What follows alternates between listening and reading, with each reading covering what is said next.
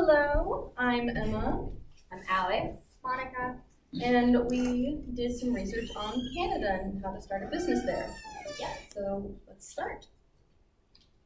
All right, guys, so we're going to talk about Canadian culture. So we're going to start off by manners and etiquette. So Canadian attitude towards time, they're pretty literate. So if they say 3 o'clock, they mean 3 o'clock, do not come late, it's considered disrespectful. Greetings, different types of greetings. There's handshakes with eye contact, that's very common, it's very important.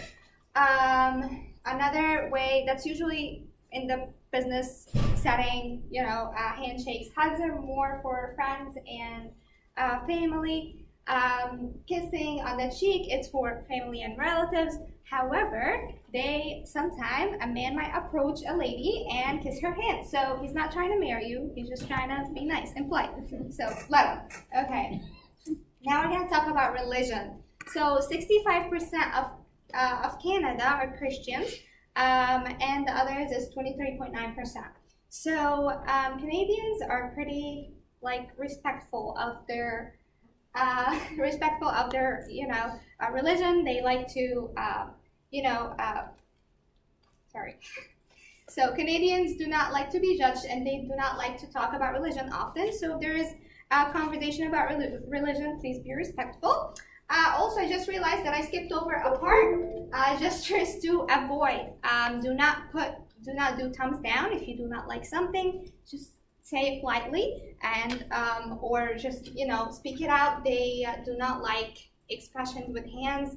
That's to them is rude. Also, do not point at anyone. Strangers. Do not put your elbows on the table while eating. It's considered disrespectful. Do not yawn. But of course, do not point with or use your middle finger. That's disrespectful. Okay, now we're gonna go to what to wear. Yeah, you're fine. So men are usually very formal, suit, tie, women dresses with suits, just stay very formal, very professional. So language. French is the major language right now. 7.2 million of Canadians do speak French. So is French dying? That answer is yes, due to English, because English is currently very common in school settings, college settings. It's like all schools are they're being spoken into in English. And French is currently dying. So Canadians are very disappointed with that. Communication. Although Canadians are very polite, they can sometimes tell you straightforward that they do not like something, but usually they say it in a very diplomatic way. So if you're trying to say that you don't like something or you disagree with something in the design process, something like that, please be polite. Tell them in a very diplomatic way that you don't see this as the best way to work, you see another way working. If you're an aggressive person or aggressive talker or a very blunt talker, try to fix that, try to work on that, because they do not like harsh conversations. They're very polite people, so be nice to them and they will love you. So Canadians like their personal space, about an arm length. Do not get too close, and I think this is common with us as well. All right, negotiation. Always learn about the company you are going to deal with. Set clear boundaries and know what is you wish to achieve before you negotiate. So just know everything, have all your research done about your company, about their company, know every part of it before you get into it with them. God. All right, transportation. So there is flying, taxis, rails, buses, a ferry, and cars. So the most common is rails and cars, of course. However, trains can travel across Canada, but they can't take you to smaller towns. You will have to take a small bus. Also, that's common with flying. With trains, you can get a cheaper ticket if you book in advance. but excuse me. But with flying, it's the same prices. It might be a little bit pricey, but of course it's the fastest way to get there. However, if you're trying to get to a small town, the bus is the cheapest way to get there, and it's the cheapest way actually to travel at all. So yeah, that's the best way to do it. And we'll move over to Alex. Okay, so before I talk about taxation in Canada, I want to mention two departments that administer both taxation laws and foreign policies. So the first one will be the Canada Agency, the Revenue Agency, and they administer all the tax laws for the government of Canada and the whole territory. They also do the customs services, the international trade legislation, and they do social and economic programs delivered through the tax system. The second one will be the Immigration, Refugees, Citizenship Canada, which comes from the Department of Immigration, Citizenship and Immigration Act. They strengthen Canada's economic, cultural, and social prosperity by helping immigrants come to Canada. They also develop the policies for staying in Canada, entering Canada, and staying in Canada. And they help with citizenship. So they basically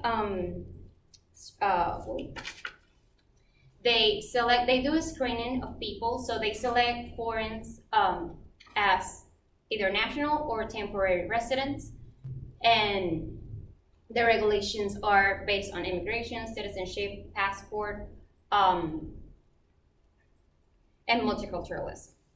So now that we know those two, we can go into how is taxation dealt in Canada. So in order to have a business in Canada, you first have to, the owner of the business have to be aware of a couple of aspects. Most of them, well, some of them will be the structure of the business. So is it a sole proprietorship or partnership, a corporation or LLC? You have shareholders. Who are they? How is the family or the principals involved and remunerated on the business? Do you have insurance, acquisitions, mergers? Also, do you plan on expanding the business, or if you want to sell the business at some point? So those are some aspects that you have to be aware of in order to do a business in Canada. So okay, so in order to register a business in Canada and file its taxes, you have to do a couple of things. The first thing you will need to do is determine your residential status. So even if you're an immigrant, there's a couple of qualifications that you can fall under, so it will change your residential status. So the first thing that you will need to do is determine if you have residential ties with Canada. The significant ties will be a home in Canada, a wife or a husband in Canada, or any dependents. A secondary, not much significant ties will be a personal property like a car or a piece of furniture, and insurance from a Canadian insurance company, social ties like a membership of a club or a recreational club or a religious group, economic ties like a bank account, and driver's license, a passport, and yeah, that's it. And then after you know whether or not you have significant residential ties with Canada, you determine your tax applications and your residential status. So this is a little complicated, so I'm just gonna try to summarize it a little bit. So if you move to Canada and you live in Canada, and you have residential ties, so you have an actual home, you are considered an immigrant. If you do live in Canada but you don't have residential ties, you're considered either, but you stay for 183 days in the same tax year, you're considered either a factual or a deemed resident. If you don't live in Canada but you do have a business in Canada but you don't have residential ties, that means significant ties, you don't have a home, in Canada, you're considered a non-resident. So after you determine your residential status, you follow into different procedures based on your business type. So if you have a sole proprietorship or a partnership, it's basically the same procedure. So you have to complete, it's on the next slide. You have to complete the form T2125, and this is where you declare your self-employment income and your business expenses, and this helps you calculate your, both your gross and your net income. And this is for sole proprietorship and partnership. And corporation is a little bit different, and they had to file another form, which is a T2 return, and they had to do this with the CRA, which is the Canada Revenue Agency. Okay, and one thing I do found, maybe not interesting, but like it really stinks a little bit for Canadian people, is that they are basically being double taxed if they have businesses outside the country. So they have to pay income tax based on their international income too. So let's say a person, a citizen that lives in Canada has a business in France, they are also being taxed on the income in France. This doesn't apply for citizens that are not residents. Yeah, citizens that are not residents, because they can actually file a formal petition to the CRA, the Canada Revenue Agency, to change their residential status. They are not being double taxed based on their outside income. All right. So now that we've learned a little bit about Canada as a culture and we've learned about the laws and regulations, well, what are we going to do in Canada? Well, we're going to start a business, but we're not from Canada, so what do we do? Well, first of all, we got to get a visa to go there because we're going to be staying for a while. So there's two kinds. So there's the startup visa, and that's for immigrants who aren't necessarily thinking about permanently residing in Canada. They're there to start up the business, get people together for their grand idea and get the business up and rolling, and then they're out. So they'll take out a bit of royalties, any kind of money that comes in, they'll take their little share and ditch. But for us, who we want to do interior design forever, that's what we're going to do. So we're going to move to Canada with the self-employed person. So we are the employer, we are going and we are looking for people to help us with our business. The only thing that we currently, as students, couldn't get this visa right now because you need experience. So what they require is 2 years minimum, and it gets a little bit easier if you have more years of experience, but that is the minimum. So that's the kind of visa we're going for. And in order to even get through the visa approval process, you have to have these different criteria. They just want to make sure you are a well-rounded person. You can speak and write in either English or French. So like Monica said earlier, English is probably the language that they really, really need right now. So they have reliant experience, be willing and able, meet the program selection criteria, meet medical, security, and other conditions. And some of these other conditions include experience, education, age, language abilities, and adaptability. Next slide, please. Alrighty. So these are just some statistics about the interior design field currently in Canada. So in 2016, there were over 6,700 establishments offering interior design services. So that's kind of the competition you're going up against, and it ranges all across Canada. They congregate mostly in urban areas, but that's kind of where the business is going to be found. The average revenue was $260.9 thousand. 85%, or more like 86% of businesses were profitable, and this kind of gives an average of what you're going to be making. So for an intern or a junior designer, they make about $38,000, while a practice designer will make anywhere between $51,000 and $68,000, just depending on how much experience you have, how long you've been in the field. And I thought I would mention too that if you have a family or you're not going alone, you need to consider that if you do bring family with you to Canada, they must go through a medical exam and also get police certificates. So there is a bit of a couple hoops to jump through, but that's what happens, I guess.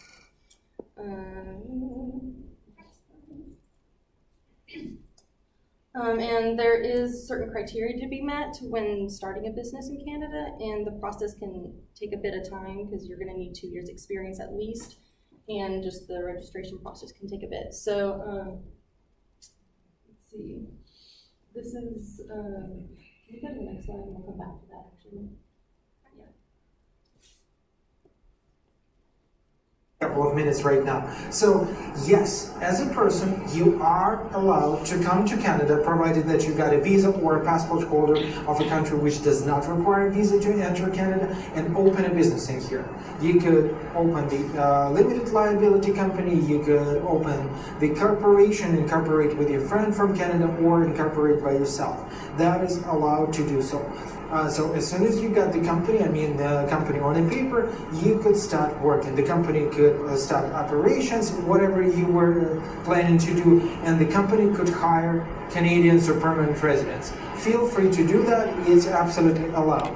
What is not allowed, you're not allowed to work in your own company. Please remember to separate two notions. You could be an owner of the company, but that does not mean that you could work in a company. Put it simple, you could be an owner of, say, few shares of Microsoft. That does not allow you to enter Microsoft premises and work in there, okay? Pretty much treat your company the same way. You're an owner of the company, you can hire a director, but you cannot operate as a director yourself yet. But again, the company could work, the company could hire people. As soon as it happens, as soon as the company has legal operations, money is starting to come in, what you could do, you could ask HRSDC, Human Resources and Development Canada, for the permission to hire the foreign worker. In this particular situation, hire you. Which means that you're asking to get a position, say, of a financial officer, of whatever it could be, engineer, manager, director, anything would work. Since your company is legal, since it operates in Canada already for quite some time, could be just as little as a few months, you are entitled to ask. As soon as you do that, usually if you do everything properly, if papers are in order, you will be allowed to hire that foreign worker, means you. And from this point, you get that straight way towards immigration.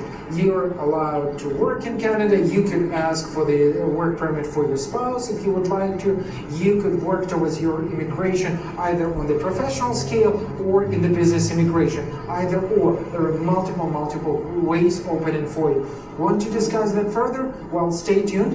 We will have our webinar. You will have our contacts at the end of the video. And of course. Okay, so that just kind of points out that it is a couple hoops to jump through in order to start your own business, because as he was saying, you have to kind of let the business flourish a little bit, make sure you have really good people working for you, and then they can ask that you come in and you can work. And the main reason that they have this is because they don't want people just coming to Canada and saying, oh, I got a business, and then it totally just flops, and you're like, well, what can I do about that? I guess I just have to stay here. So I just wanted to draw a little bit more about the income tax. The income tax is a little bit high, and so I used just a basis of $50,000, which is probably around what an experienced designer is going to make. And so for the first $47,000 or so, that's taxed 15%, and then anything. It goes on a little bit more, but I figured for this example, we just needed 2 steps. So for just these 2 steps, you would have to pay $7,630.35 for earning $50,000 a year. So that's kind of significant. So I thought I would point that out as something to really consider when you're thinking about going to Canada and starting your own business. And I think that's about it.